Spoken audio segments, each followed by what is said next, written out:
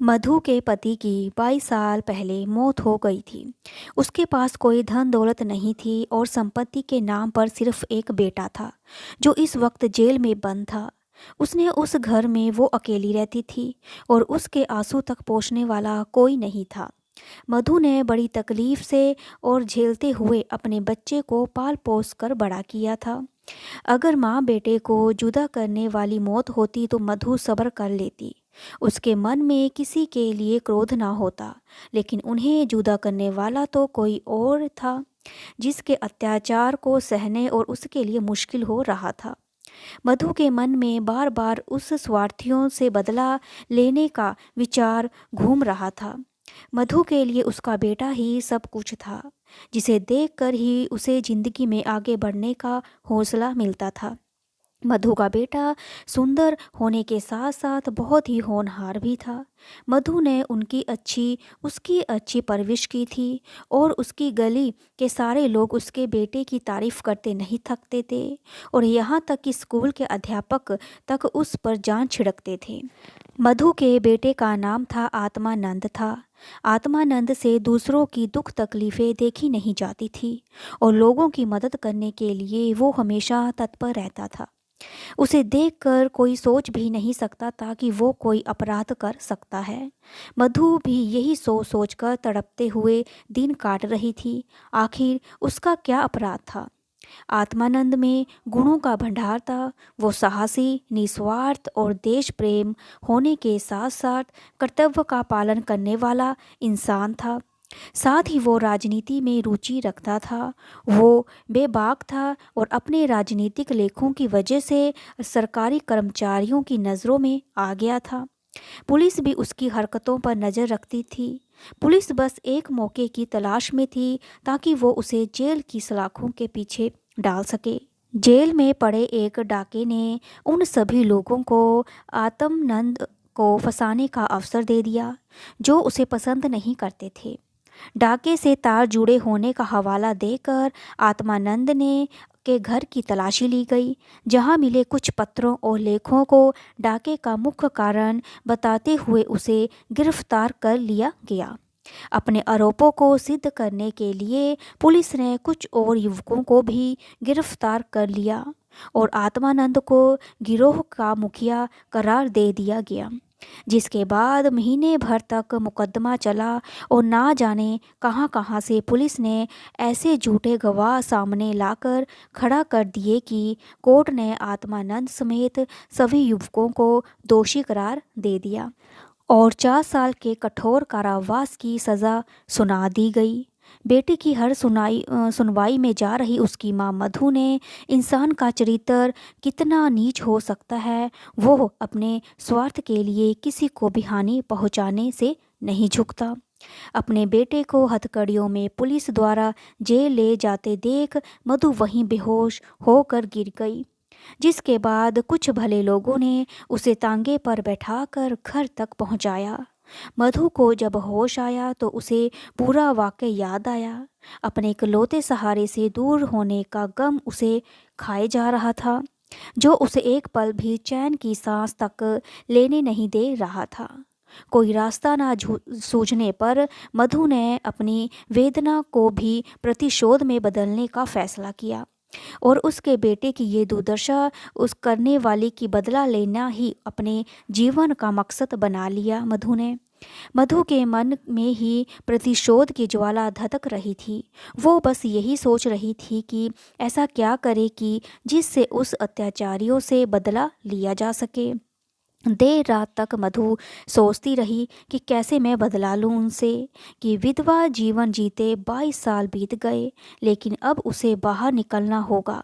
अपने अंतर्मन से मधु कहने लगी, इस दुनिया में अच्छे कर्मों की कोई जगह नहीं है और हो सकता है ईश्वर भी निराश होकर हमसे मुंह फेर लिया हो और ऐसे में उन अत्याचारियों को दंडित करने के लिए उसे ही कदम उठाना होगा। शाम का वक्त था। लखनऊ में एक बड़ा सा बंगला झिलमिलाती लाइटों से सजा था, जहां दोस्तों की महफिल सजी थी और गाना बजाना हो रहा था। एक और मेज आतिशबाजियों से सजी थी और तो दूसरी ओर तरह तरह के पकवान रखे थे। बंगले के चारों ओर पुलिसकर्मी तैनात थे, क्योंकि वो बंगला पुलिस सुप्रीडेंट मिस्टर बागची का था। बागची ने एक बड़ा मार्क का केस जीता था, जिससे खुश होकर अफसरों ने उन्हें तरक्की दी थी, जिसकी खुशी में जश्न मनाया जा रहा था। मार्क का केस, जिसमें पुलिस बेगुनाह युवकों को झूठे केस में फंसाकर जेल में भर देती थी, और यहाँ आए दिन उत्सव होते रहते थे। महफिल में रौनक बढ़ाने के लिए मुफ्त में गाने बजाने वाले, आतिशबाजियों और आधे दामों पर मिठाइयाँ, फल फूल उन्हें आसानी से मिल जाते थे। दौड़ धूप करने के लिए सिपाहियों की एक टुकड़ी हर वक्त उनके घर तैनात रहती थी। महफिल में गाना बजाने का कार्यक्रम समाप्त होने के बाद मेहमान अब भोजन करने लगे थे। दुकान से दावत का सामान ढोने वाले मजदूर उन्हें कोसते हुए वहां से चले गए थे। बस बाकी बचे मजदूरों के साथ एक बूढ़ी औरत वहां काम कर रही थी।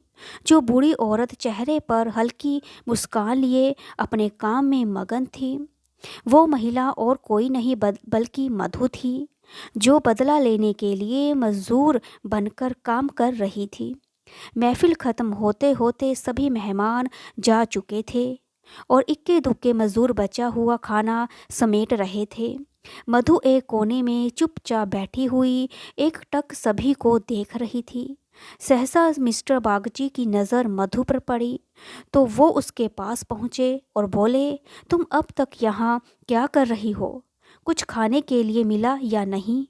मधु ने नज़र उठाकर बागची को देखकर कहा, साहब खाना तो मिल गया है, लेकिन मेरे पास जाने के लिए कोई जगह नहीं है। अगर आपको एतराज़ ना हो तो मुझे यही कोने में पड़ी रहने दीजिए। मधु की बात सुनकर बागची ने कहा, नौकरी कर लेगी बंगले में? बच्चों को पालना आता है क्या? बागची की बात सुनकर मधु ने तपात से कहा, जी साहब, बच्चे को अच्छे से खिलाना जानती हूँ और इसके अलावा घर के छोटे बड़े सभी काम कर सकती हूँ। बस मुझे एक मौका दे दीजिए। मधु की ओर ध्यान से देखते हुए बागची ने कहा, ठीक है, तुम आज से ही काम शुरू कर दो। मधु को बागची के बंगले में काम करते हुए 1 महीने से अधिक हो गया था। मधु अपने काम में इतनी निपुण थी कि उससे पूरा घर खुश था। बागची की पत्नी का स्वभाव चिड़चिड़ा था। वो अपनी शराब सेहत के चलते दिन भर बिस्तर पर या सोफे पर पड़ी रहती थी और नौकरों पर चिल्लाती रहती थी। उसके स्वभाव के कारण बच्चे का ध्यान रखने वाली आई ज़्यादा दिन ना टिक पाई। मधु उसकी जलती कटती बातें सुनकर भी चुपचाप अपने काम में लगी रहती, इसलिए बागची की पत्नी को उससे कुछ खास शिकायत नहीं थी। उसने बच्चे की देखभाल की जिम्मेदारी भी मधु को दे दी थी। बागची और उसकी पत्नी को इससे पहले भी कई बच्चे हो चुके थे, लेकिन अज्ञात कारणों से उनका एक भी बच्चा कुछ महीने या फिर साल भर से ज़्यादा जीवित नहीं बच पाता था। इसलिए इस बच्चे पर दोनों माँ बाप की जैसे जान बसती थी। पढ़े लिखे होने के बावजूद दोनों अपने बच्चे की सुरक्षा के लिए टोना टकटा या जंतर मंतर अपनाने से भी परहेज ना करते थे। बच्चा मधु के पास ही ज़्यादा समय बिताता था। इस वजह से वो मधु से ज़्यादा घुल मिल गया था। अगर मधु कुछ देर के लिए भी उसकी नज़रों से दूर हो जाती तो बच्चा जोर जोर से रोने लगता। बच्चा मधु को ही अपनी माँ समझता और वो साथ खेलता तो वो भी खेलती, वो दूध पिलाती तो पीता और सुलाती तो ही वो उसे नींद आती। अपने पिता को वो बच्चा जैसे कोई अजनबी समझता और माँ उस पर ध्यान नहीं देती। मधु को लगा कि बड़े घर में काम करने से तनख्वाह अच्छी खासी मिल जाएगी, जिससे महीने का खर्च पूरा हो जाएगा, लेकिन यहाँ तो नौकरों से हर एक पैसे का हिसाब लिया जाता था। एक दिन बच्चे को गोद में उठाए मधु ने मालकिन से कहा कि बच्चे के लिए कोई खिलौना गाड़ी मंगवा दीजिए तो अच्छा होता है। मधु की बात सुनकर मिसेस बगाची ने कुठित स्वर से बोला, कहाँ से मंगवाएं? इसके लिए खिलौना गाड़ी, हाथ में रुपए भी तो होने चाहिए। इसका खिलौना 10-20 रुपए में आएगा और इतने रुपए कहाँ हैं हमारे पास। मधु ने बागजी की पत्नी और गौर से देखते हुए कहा, मालकिन खिलौना ही तो है। मधु की बात सुनकर बागजी ने कहा, अब तुमसे क्या छुपाना। दरअसल तुम्हारे मालिक की पहली पत्नी के 5 बेटियां हैं जो इलाहाबाद के एक स्कूल में पढ़ रही हैं। पांचों कुंवारी हैं और उनकी पढ़ाई लिखाई और दूसरे खर्चों में इनका आधा वेतन चला जाता है। ऊपर से लड़कियों की शादी कराने के लिए कम से कम 25,000 रुपये लगेंगे। अब कहाँ से लाएं इतने पैसे। मिसेस बागजी की बातें सुनकर मधु बोल पड़ी, मालिक को घूस भी तो मिलती होगी ना। मधु ये कहकर चुप हो गई। मिसेस बागजी ने गहरी सांस भरते हुए कहा, ऐसी कमाई में बिल्कुल बरकत नहीं होती। काली कमाई का पैसा एक हाथ आता है तो दूसरे हाथ चला जाता है। बच्चे के लिए स्नेह और भी बढ़ता जा रहा था। कभी कभी बदला लेने की बात आती है तो वो क्रोध से भर आ जाती है, फिर बच्चे को देखकर शांत हो जाती है। वहाँ रहते हुए मधु मिश्र बागजी के परिवार की स्थिति में वाकिफ हो गई थी। कई बार तो वो अपना दर्द भूलकर उसके परिवार के लिए चिंतित हो जाती और उसका मन दया से भर जाता। मधु सोचती रहती, मालिक आखिर 5 बेटियों की शादी कैसे कराएंगे। ऊपर से पत्नी बीमार रहती है और बच्चा छोटा है। जरूर उनके परिवार पर अभी शाप है, वरना इतना सब होने के बावजूद कौन दुखी रहता है। कमज़ोर बच्चे के लिए बरसात तो बीमारी लेकर आती है। बरसात में उन्हें अक्सर खांसी, जुखाम और बुखार घेर लेता है। ऐसे ही बरसात में मधु एक दिन किसी काम से अपने घर चली गई। पीछे से बच्चे ने रो कर पूरा घर सिर पर उठा लिया। कुछ देर गोद में उठाने के बाद मिसेस बागची ने एक नौकर को उसे टहलाने के लिए सौंप दिया। कुछ देर आंगन में घुमाने के बाद नौकर ने बच्चे को हरी घास पर बैठा दिया। बारिश के पानी में जमीन गीली थी और बच्चा ऐसे ही कई घंटों तक पानी में खेलता रहा। वो नौकर दूसरे नौकर के साथ गप्पे हाँकने में मस्त हो गया। काफ़ी देर बाद जब नौकर का ध्यान आया तो वो बच्चे को फटाफट भीतर ले गया, उसके कपड़े बदलाए। शाम होते ही जुखाम से बच्चे की नाक बंद हो गई और बहने लगी। खांसी से गले से आवाज़ आने लगी और देर शाम तक मधु बंगले में पहुंची तो बच्चे की हालत देखकर उसका कलेजा फटने लगा। वो बच्चे को देखकर तुरंत मालकिन के पास पहुंची और कहा, देखो ज़रा बच्चे का क्या हाल हो गया है, कहीं इसे सर्दी तो नहीं लग गई। बच्चे की हालत देखकर मालकिन भी हक्की बक्की रह गई, क्योंकि वो ऐसा मंजर पहले भी देख चुकी थी। मिसेस बागची ने तुरंत नौकरों से लावा जलाते हुए कहा और मिसेस बागची और मधु दोनों पूरी रात बच्चे को ठीक करने में जुटी रही। दोनों की आंखों से नींद जैसे कोसों दूर थी। ऐसे में सवेरा कब हो गया दोनों को पता भी नहीं चला। मिस्टर बागची को जैसे ही बच्चे की बीमार होने की खबर मिली वो डॉक्टर को लेकर सीधे घर पहुँचे और 3 दिन में बच्चे की हालत में सुधार आने लगा, लेकिन वो काफ़ी कमज़ोर हो गया था। बच्चे का ख्याल रखने में मधु ने दिन रात एक कर दी। वो वही मधु थी जो परिवार का सर्वनाश करने का संकल्प लिए उस घर में आई थी और आज उसी घर के चिराग की सलामती के लिए दिन में हजारों बार ईश्वर से दुआ मांग रही थी। शायद मधु की दुआओं का असर भी था। बच्चे सेहत में धीरे धीरे सुधार होने लगा। एक सुबह मिस्टर बागची बच्चे के झूले के पास बैठे हुए थे और मालकिन सिर दर्द के कारण चारपाई पर पसरी हुई थी। मधु पास में बैठी बच्चे के लिए दूध गर्म कर रही थी। मधु की ओर देखते हुए मिस्टर बागची ने कहा, हम जब तक जिएंगे तुम्हारे एहसान के तले दबे रहेंगे। ये तुम ही हो जो बच्चे को मौत के मुंह से खींच लाई, वरना हम तो उम्मीद ही हारने लगे थे। इतने में मिसेस बागची भी उठकर पास आ गई और मधु से कहा, तुम एक देवी बनकर हमारे जीवन के कष्ट हरने के लिए आई हो। आज अगर तुम ना होती तो पता नहीं क्या अनर्थ हो जाता। मेरी तुमसे एक विनती है, वैसे तो जीना मरना सब ऊपर वाले के हाथ में होता है, लेकिन तुम्हारे हाथ में जरूर संजीवनी है। मेरी तो किस्मत भी अभागी है, पर हो सकता है तुम्हारे पुण्यों से मेरे बच्चे की जान बच जाए। मधु चुपचाप मिसेस बागची की बातें सुन रही थी। मिसेस बागची रुआसी आवाज़ में कहने लगी, सच कहती हूँ, अब तो बच्चे को गोद में उठाने तक मुझे डर लगता है।